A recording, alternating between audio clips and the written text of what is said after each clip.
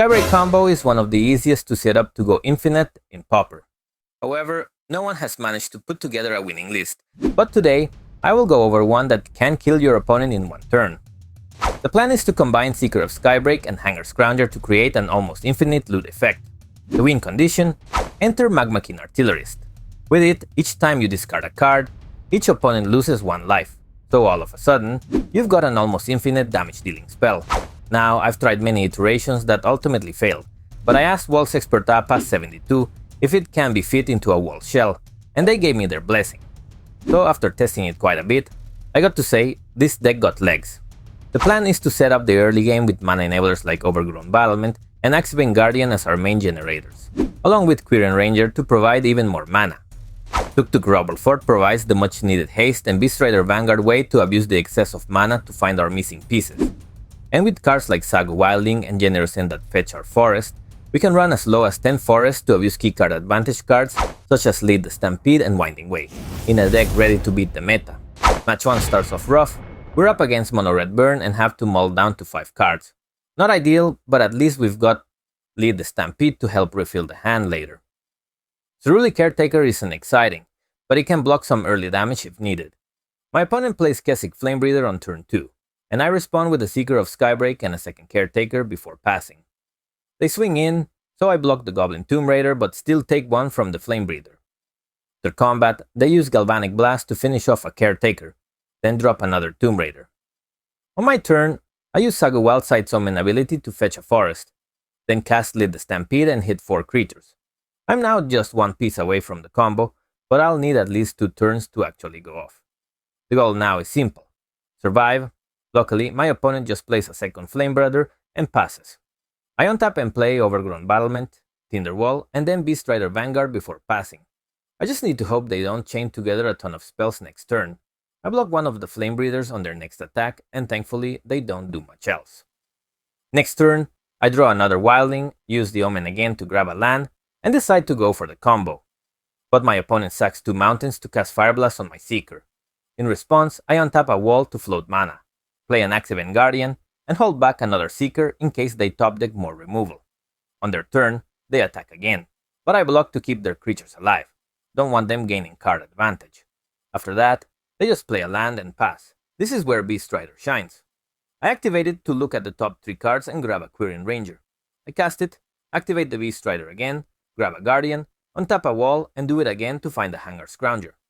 They swing again, I block, and they pass once more.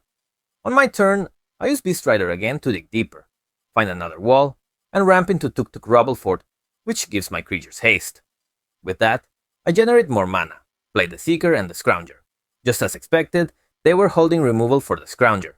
I respond by untapping a wall, floating more mana, and using Beast Rider to grab another Ranger. I eventually find another wall, use Beast Rider a few more times, and then pass since they still have a Lava Dart sitting in the graveyard. Thankfully, they draw nothing relevant. I untap, play another Caretaker, and they finally let the combo resolve. From here, it's just a matter of time. I dig through my deck until I find Magmatic Channeler, cast it, and after way too many clicks, and my opponent trying to time me out, I finally finish the job and win game 1. For game 2, I bring in Weather the Storm and Tamiyo's Safekeeping to try and buy more time. Not totally sure it's the best plan, but worth testing. This game starts similarly. I lead with a Caretaker, but they immediately kill it with Chain Lightning and swing for 3. On my next turn, I play a wall and pass. They swing again, I block to save some life, and they finish it off with Galvanic Blast. I play a second wall and pass. This time, I decide not to block, and on my next turn, I play Quirion Ranger and cast Winding Way to refill my hand. Then, I drop a Tinderwall, untap a wall with Ranger, and fire off Weather the Storm, gaining 12 life and getting back up to 20. They attack again, and I accidentally bounce a land with Ranger when I didn't need to, which sets me back. They follow up with Chain Lightning and Fire Blast to wipe out both my walls. Trying to stabilize, I play Beast Rider and pass. They attack, I block a Tomb Raider, and they reveal another one post-combat before passing. Next turn, I drop a Guardian, but then make a terrible decision. I trade it off with one of their creatures, even though it was my only source of card advantage. After a few more sloppy plays, I fall behind and have to scoop. Time for game 3. I kicked things off with a forest and passed. My opponent led with a mountain, nothing too threatening yet, but I had a feeling it was the classic burn setup. Next turn, I played an overgrown battlement to start ramping up. They dropped a Kessig Flamebreather, so yeah, here comes the pinging every time they cast a spell. I followed up with an Axebane Guardian, trying to build toward the combo, but they weren't having it. They played Great Furnace, then hit the Guardian with a Galvanic Blast. I tried to save it with Tamiyo's Safekeeping after they followed up with a Lava Dart, but they had a second Galvanic Blast ready. Trying to recover, I drew a Tinderwall and played it along with a second Axebane Guardian. My opponent responded by dropping another Flame Breather, and then cast Ren's Resolve. I dropped to 14 just from the pings, and they exiled 2 nasty cards, a third Flame Breather, and yet another Galvanic Blast. Not great. Trying to raise the inevitable, I played a Tuk-Tuk Rubblefort to give all my creatures haste, hoping to maybe combo off the following turn. But again, my opponent used the exiled Galvanic Blast to kill the new Guardian, pinging me for more, and then Lava Dart cleaned it up for good. I shifted gears and played Hanger Scrounger, giving backup to the battlement so I could loot whenever it taps. Then I dropped Feldon's Cane to prepare for a long game if it came to that. They weren't slowing down though, attacked with all 3 Flame Breathers. I blocked with the Scrounger to absorb some of the heat, but the pressure was on. Next draw was Weather the Storm, huge pickup. I played Seeker of Skybreak, trying to stay alive. I blocked 2 creatures but still dropped to 6. After combat, they cast into the fire to take out the Seeker, bringing me all the way down to 3 life. It was getting dicey, but then things turned around. I top-decked Winding Way and cast it, revealing 4 creatures. That gave me just the reload I needed. I played Tinderwall, floated 3 mana, then cast Quirion Ranger. Used it to untap the battlement, played a forest, tapped again for more mana, and then cast Sagu Wildling to gain 3 life. Then, I fired off Weather the Storm for a massive life swing, back up to 24. I even swung in for 4 damage with the Ranger and Wildling. The momentum had shifted. They tried to push back by playing Clockwork Percussionist and swinging with everything, but I used Ranger's ability to bounce a forest and untap Sagu Wildling, giving me just enough blockers to hold them off. I killed one of the Flame Breathers in the process too. Feeling more stable, I attacked for another 4, then added another battlement and a forest to my board. My opponent tried to hang in there with a Volder and Epicure and even cycled a card with the Blood token, but with just 1 card left in hand and my board fully online, they conceded. Second match is against Selesnya Boggles. The game opened with my opponent enchanting a forest with Abundant Growth to fix their mana. I followed up with a forest of my own, and thanks to Sagu Wildling's Roost-Seek ability, I grabbed an extra forest right away to set up for ramp. Next, they played Silhana Ledgewalker, a classic hexproof threat. I kept developing my board with an overgrown battlement to start building toward my combo. Then came the pressure. They slapped a Rancor onto the Ledgewalker and swung in for 3. I responded by casting Roost-Seek again for another forest, then dropped Tinderwall and Axebane Guardian. The board was shaping up fast. I just needed the right cards. Their creature grew stronger with a Cartouche of Solidarity, now becoming a 4/2 with First Strike. It also brought in a token, and they swung in. I played Tuk-Tuk Rubblefort to give all my creatures haste, grabbed the 4th forest with Roost-Seek, and cast Lead the Stampede, which hit everything I needed. My hand was full. I followed up with Saruli Caretaker, another overgrown battlement, and Tinderwall. Then came Beast Rider Vanguard, and I used its ability right away, digging into my hand and finding Quirion Ranger. That unlocked even more plays. I cast Ranger, untapped the battlement, played Sagu Wildling for some life gain, dropped a Seeker of Skybreak, and passed the turn. At this point, I had so much redundancy that I even had the option to untap a battlement on their turn, float mana, and use Beast Rider again for more cards. My opponent saw where this was going and scooped. After sideboarding, I cut some slower cards. Feldon's Cane, 2 Lead the Stampede, Generous End, and Hanger Scrounger, for 4 the Glamour and a Gleeful Sabotage to deal with their enchantments. I opened with a forest and used Roost-Seek to grab another land and pass. They started with Abundant Growth again, then played Glade Cover Scout and enchanted it with Rancor right away.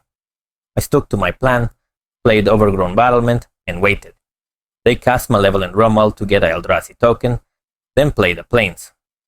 I used my next turn to play Quirion Ranger, floated some mana, untapped my battlement, and fired off Lead the Stampede.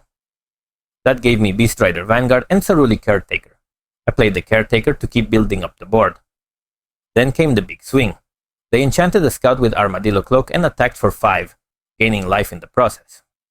I countered by playing Tuk-Tuk Rubblefort to give my creatures haste, cast another Ranger, dropped Beast Rider Vanguard, and swung in with the Ranger and Vanguard for 3 damage.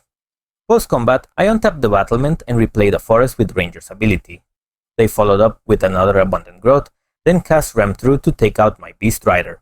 In response, I activated it to put a Seeker of Skybreak into my hand. After that, I used the Glamour on the Armadillo Cloak to tuck it back into their livery. They swung in again, and I took 3. Now the fun part. I untapped, played a Forest, then cast Seeker of Skybreak. I followed up with Hangar Scrounger, giving backup to the Seeker. That let me use the Seeker's untap ability on itself, which triggered the loot from Scrounger. I kept chaining that until I looted into a Winding Way. That hit big, Magmakin Artilleries and 2 Axibinding Guardians. I dropped the Guardians, a Ceruli Caretaker, and then cast the Artilleries. My opponent saw the writing on the wall and conceded on the spot. For the third match, we're in a mirror. Both of us on walls, but with different ways to close the game. I had to mull to 6 but kept a solid hand and started things off with a Forest. My opponent revealed Land Grant, searched up a land and played an island. So yep, definitely on a similar build. Next turn, I dropped a Ceruli Caretaker and another Forest. They mirrored me with their own Caretaker and cycled a Generous End to grab a Forest. This game was going to come down to who could combo up first. I drew into Quirion Ranger and played it, then used it to untap and float some mana. That let me drop Tuk Tuk Rubblefort early, setting the stage to give my creatures haste when it mattered. They followed up with a Quirion Ranger of their own and played an Axebane Guardian, so the race was on. On my next turn, I played my own Axebane Guardian, then cast Lead the Stampede and hit 3 creatures. Things were rolling. I dropped Beast Rider Vanguard and Seeker of Skybreak to apply pressure and dig deeper. I just had to hope they couldn't combo on the spot. Instead, they cast their own Lead the Stampede, and then immediately conceded. I didn't make any changes to the deck and kept a solid hand. They opened with a Forest and Ceruli Caretaker. I led with Rusik, grabbing another Forest to get the ramp going. They played a Quirion Ranger next. I followed up with Overgrown Battlement, a solid start. Then they dropped Shield Wall Sentinel, which tutored up a wall, signaling that their combo was coming together soon. Time to respond.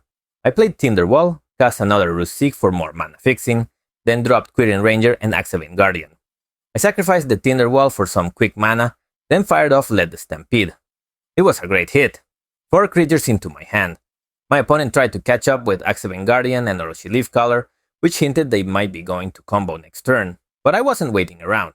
I dropped another Tinderwall, then cast Tuk Tuk Rubblefort to give everything haste. Winding Way helped refill my hand, and I followed up with another Quirion Ranger, Seeker of Skybreak, and Hangar Scrounger, giving backup to the Seeker.